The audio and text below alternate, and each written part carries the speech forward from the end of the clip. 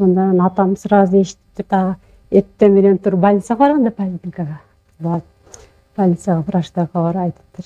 Ушинтип кызыма мен эле донор болоюн. Атаң жашы канчада? 72-де. Ажи ооба, ажи чал. Эртең менен эрте барып врачтардан сураныптыр да энди. Мен эле бедада бир кылгандай. Ооба. Биз эжеңизиңиз эле дайыма шүгүр жакшы өтөт. Сүзүп мындай эмеден. Жок, Аллага шүгүр. Зарядтан бери мындай коркуган жок беле? Эжелерим, жеңелерим бардыгы жакшы, Кудайыма шүгүр. Жакшы, бул тамаша ретинде. My name is Dr. Mohammad Kaleem. I am liver transplant surgeon with the Dr. Vivek. I want to tell you about Mrs. Orozgul, 48-year-old lady from Uzbekistan. She underwent living donor liver transplantation in our setup. Today is her day 2 and her sister is actually donor, Akbar Maid. She is 39-year-old lady. Both are alhamdulillah fine. Today on day 2nd we have started clear liquid for both, and inshallah we hope everything will be fine in even coming time. And alhamdulillah till now they are doing fine, mashallah, and we are hope everything will be fine for both of them, inshallah. And про русскую, здравствуйте, меня зовут Мухаммад Ахтар, я русский язык я приводил, алхамдулилlah. Про Орозгуль первый вот больного есть, 2 дня назад операция делал, пересадка, алхамдулилlah, все хорошо, отлично. И его сестра донор был, и она тоже хорошо. Уже вентиляторы сняли, она разговаривает, и все хорошо, отлично идет у него. Слава Аллаху, все, анализ тоже потихоньку, и все нормально идет. Сиз айтсаңыз, мисалы, өкүнүчтүү ушундай аты жаман оорулардын биздин мекенибизде болуп жаткандыгы жүрөк орталыкта. Бирок бул нерселерди биз алдын алып токтото албай атканда болуп атат маселе. Бирок ушул башка келип калганда маселе болуп атпайбы? Жеңип чыгыш. Анан айтсаңыз, эже сиздин бир тууганыңызга мына бүгүнкү күндө өзүңүздүн бир бооруңузду берип отурасыздар, мисалычы. Ушул сиздин бир тууганыңыз ошондой ооруга чалдыкканда сиз кандай кабыл алдыңыз? Анан ошол маалда сиздерди үй бүлө кандай кабыл алып, кандай акыбал болот? Ооба, мен биринчиде эжем биринчи ооруганда ушу 5-октябрь беле да. Түндө эле кабар келип калды, кусуп атат деп. Ошону менен анан сразу ишпанага алып бардык түндө. Ошону мен ишпанага алып барсагам жолдо кусту, кусканда суюк бир эле коюк кан кусуп кетиптир. Биз бара албадык, бизди албады да өтүп кетиптир. Дездем ишпанага барып, өйтө сүйлөп эме кылсак кусуп атат деп, реанимацияга сразу алып кирип, эч кимди алып кирбептир. Карачуу менен. Ошону менен 3 күн реанимацияда болду. Биз бардык сыртта турдук. Киргизбей. Ошо 3 күн карап диагноз кое албады. Биздин больницадагылар. Бел ашказан ушундай кусат дейт, кан. Ошентип жүрүп кое албады. Өттү бир жума карап терапияга чыгарды. Ал жерде бир жума каранан Бишкекке алып келдик, шаарга. Шаарга алып келип лечениясын алды, жатып. Бир сыра жакшы болду. Жакшы болуп өттү барганда эле немеге кан экен өзү. Индияга эмеге апаргыла деген экен да, жездем айткан жок да бизге. Дагы кимди жарым кылабыз. Бизден бекитишиптир да эмне. Ошо үчүк леченияны алып чыкты, анан жакшы болуп. Балдар Алматага алып кетти. Алматага барып 3 күндө кайра дагы ооруп калды, алар иштеген эмне кылбай. Катты ооруп калды. Анан шеттиле эжем өзү айтыптыр, мен майы макулмун. Эмеге барышка дептир да. Индияга пересадка болгонго бир туугандарым анабыз тапшыра берсин дептир. Ошондон атам сразу эшитти, дагы эртең менен туруп больницага барганда поликлиникага. Больницага врачтарга барып айтыптыр. Ушинтип кызыма мен эле донор болоюн. Атаң жашы канчада? 72-де. Ажи ооба, ажи чал. Эртең менен эрте барып врачтардан сураныптыр да энди. мен эле берейин кызыма деп. Мен эле болуп тура берген. Ооба. Мен сиздики болбойт, сиз неме болуп калгансыз, жашыңыз өтүп калган деп болуптур да. Анан келип бизди топтоп анан үйдө атам айтты да. Бир эч айта албайт жаш эле агат. Ошондой жеңи катты көрөт. Макул болуптур, анализ тапшыра бергиле деп калды. Шетте эле мен айттым, сразу меники туура келсе сразу учуп барам депчи. Сразу меники туура келди, бардым айтканым мындай өзүм. Ушул жерден бир суроо да.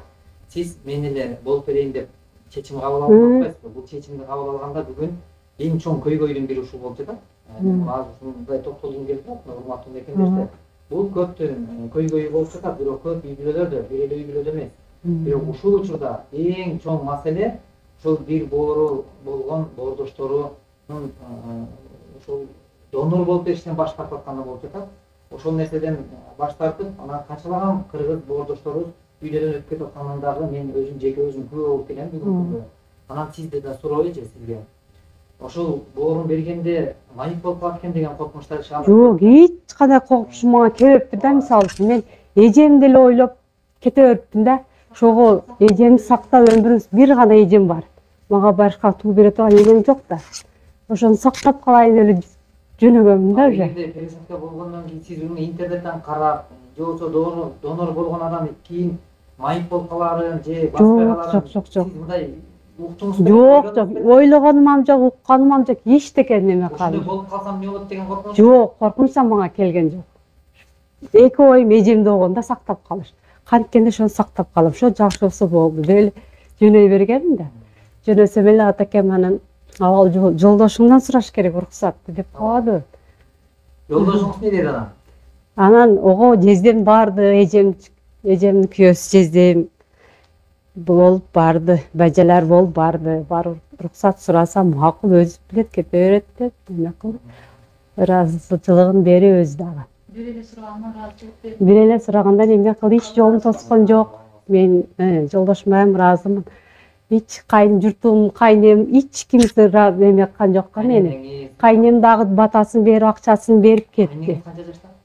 Кайнемем 70-тен ашканда, 74 ошондой. Өзү батасын берип, ошо Орозгүл жакшы болсо болду деп кайнемем дуба берип жөнөткөн. Эч кайын журттарым эме кылган жок. Бардыктан Кудай ыраазы болгон болсун, бул өтө жакшы бар, ынтымак бар жерде береке бар, чоң ийгилик бар деп айткан да. Анан сиз айтсаңыз, бияка келдиңиз, мисалычы. Келгенде да жолдо бир да кыйналган жоксуздарбы? Жок. Жолдо кыйналганыбыз жок. Документация ошол неме кармалуулар болуп. Ошо документация ошо сиздер кылып бердиңиздер. Документ таяр кылып койгон экен да немеже. Айсалык нече документ таяр кылып коюптур. Айсалыктын чейин келип эле виза ачтырдык, жөнөдүк да биз. Ошо бүт жок даяр экен. Сиз Баткенден келип эле Бишкекте канча күн болдуңуздар? Бир күн, бир кече. Бир күн болду. Бир күн ичинде документ даяр болду. Ооба, бир күн. Себеби урматтуу мекендеш, бул мага белгилүү эмес, анткени өзүбүздүн кылып аткан ишибизгө маалым, бирок буну мен сурап аткан себеби, билип эле сурап аткан себеби сизге жакшы түшүнүктүү.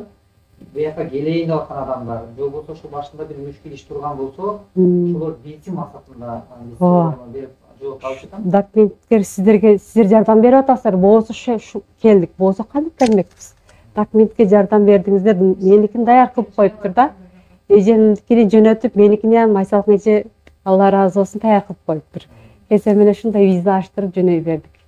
Анан бияка келгенде тосуп алуу, бияка жайгашкандык тууралуу, анан мындай бир бул ачык сөз болсун да, эгерде биздер кандай бир кемчилик кетсе, азыр мага ошол кемчиликти толукташ үчүн айтып койсоңуз болот. Могу жерде мындай болду. Бизде ошо кармаган эле ошо неменин ичинде вируска анализ алды да. Ошону 1 саат күттүк анализдин чыгышын. Ошону менен келдик, ошо. Биз ошонун анализин түшүнбөпбүз да, ондан документин Айсалык мага кылып берген экен. Азыр эмеже операцияга кирер алдында сизди мен баягы тиш уйгурганды барсаң дагы бир түрү бар да.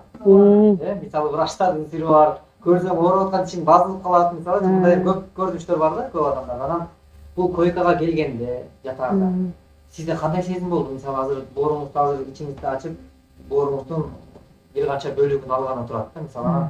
Ошол жерде мындай ачык айтып берсеңиз, мисалы ятканда ошол жерде мүмкүн бир ар кандай ситуация болот да, мисалы мүмкүн жаңылыш кармап. Ошондой эжем жакшы болсун дедим. Өзүм да ойлогонум жок да. Илайым менин организм эжеме түштеп кетсин деп ойлодум да. Ошентип иштеп эле эжем жакшы болуп, жарык жүз менен атакемдин алдыга барайын, элимдин алдыга барайын деп. Ошо ойлогонум эле ошо болду. Бирок эч кандай коркунуч болгон жок. Жок. Операция кирдиңиз, анан чыкканда көзүңүздү бир ачканда эмне ой келди мисалы? Кулагыма чыкканда элден сөз угулду. Бирок кесим палатама келип калып, эмне ишти экенин билгеним жок, сезгеним жок. Операция жак эми тез эле болгон окшойт да деп эле. Кудайым разы болсун. Bir uktap durmuş. Уктап тургандай болдук да, эч кандай немени билгенибиз жок. Азыр Кыргызстаныбызда мекенибизде ушул оору менен ооруп, донор таба албай, өзүнүн бир туугандары болсо, сиңдиси болсо, бир тууган болсо берейин десе, өмүрүн жарым берип аткандар бар. Ошол эле кайненеси сатып бергендер бар, кезинде майып болуп дегендер бар. Деги эле ушундай бир коркунучта карманып тургандар бар. Ошол мисалы ошолорго кандай кеңеш бересиз? Мен ошол айтарым, ошо агаларым, эжелерим, сиңдилерим донорлуктан эч баш тартпагыла. Мына мен донор болуп чыктым. Алдым үчөм соо, бүт жогу жайда, эч кандай оору сезгеним жок. Кыйналганым жок. Бул оор эми жеңил эле мен үчүн жеңил болду да. Эч бир коркунучтун майып болбойт экен да. 3 айда уже орган жайга өсүп чыгат экен өзүнүн ордуга. Эч кандай немеси жок, баш тартпай эле эме кыла бергиле. Бир тууганды энди бир тууган бир боорум деп коет, бир тууганын акысы бар да. Ошондой. Ошон үчүн эч кандай ойлонуштун кереги жок экен да буга донорлуккачы. Эч кандай эме тийбейт, зыяны тийбейт да. Мүмкүн болушунча убакыттан отурбай чечим кабыл алып Ооба. келгенин айтып. Тездетип, Сиз операциядан кийин канча күн жаттыңыз больницада? бир жума жаттым да. Bir cumadan keyin, yani operatsiyadan keyin, yani siz 2 günden turguzuldu. Bunları bastırdı. 2 günden bastırdı sizden. 3 күндөн кийин бастык да. 3 günden bastırdı. Ооба, 3 күндөн. Туруп birinci басканда мындай кыйналып өткөндөр жоксу, э? Кичине- Кайсы болду мындай чындыгын айтсаңыз, эгер Жок, ушул мына ушул немебиз эле ооруду, мына ошо немебиз эле секин эле отургузуп, жанагы немеге отургузду столго. Кичине отургузуп үргөттү да энди. Бир күн эле ошондой кылды, экинчи күнү өзүм эле бастым да.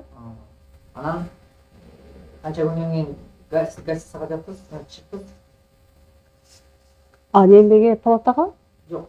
Ваш больницадан гостиницага канча аралыкка чыктыңыз? Ошол бир жума өттү да. Bir cumadan keyin кайра мейманканага Мейманканан кайтып келдим. Бүт жогум нормальный, жакшы, иштерим оорган. Просто мен кыйналганым эле ошол тамагын жей албадым да больницанын. Indian Şo. tamam ciyalbetine. Болсо ойте сразу эле адам мындай жеп кетсе сразу эле басып кетет экен да. Мен ушу жей албай кыйналдым дагы, анан сәл эме болдум да. Болсо эч коркунуч жок экен. кыйынчылыктарды ушинтип сабырдуулук менен чыдамкайлык менен жеңүү менен ийгиликке жетет. Эч кандай коркунуч Алла жок. разы болсун, мына урматтуу мекендеш, урматтуу бир тууган. Бүгүн бир канчалаган иштерди айланасында аракет кылып жүрүп, мына ушундай кыргыздын баатыр кызы десек дагы болот. Ушундай бир чыныгы мээримдүү бир тууган десек болот. Чыныгы жүрөктөн аяр мамилеси менен бүгүн ушундай Кудайга болгон ишеними бекем болгондуктан ийгиликке жеткендигибизде Кудайга шүгүр болот экен. Ошондуктан сиздин ушул жерден терең ырашыкты өмүрлүк жолдошуңа айткым келет. Сиздин өмүрлүк жолдошуңузга аябай рахмат. Ошол эле сиздин экинчи атаңыз болгон кайненеңизге рахмат. Алла разы болсун. Деги эле өзүңүзгө да рахмат. Ушундай бир өмүрдүн сакталып калышына себеп болгондугуңуздар үчүн. Кудай буйрса бул өзүңүздөр үчүн жакшы. Ал эми ошол кол сунган инсандар үчүн дагы жагымдуу жаңылык деп ойлойм. Буйрса ушундай ынтымагыбыз бекем болсун. Сизден Алла разы болсун. Ал эми мен Сиздерден дагы Алла разы болсун. Мен дагы элге бир неме айтып кетейин. Ушу эжем үчүн кошкон салым мен эле жакшы кылбадым да, эли журт, тууган урук дегендей. Кошконша биз салымын кошуп ушака келип жакшы болуп чыктык. Буюрса баардыгы Алла разы болсун. Аллахым эки дүйнө бактылуулукту берсин, балдарынын озуруну көрсүн.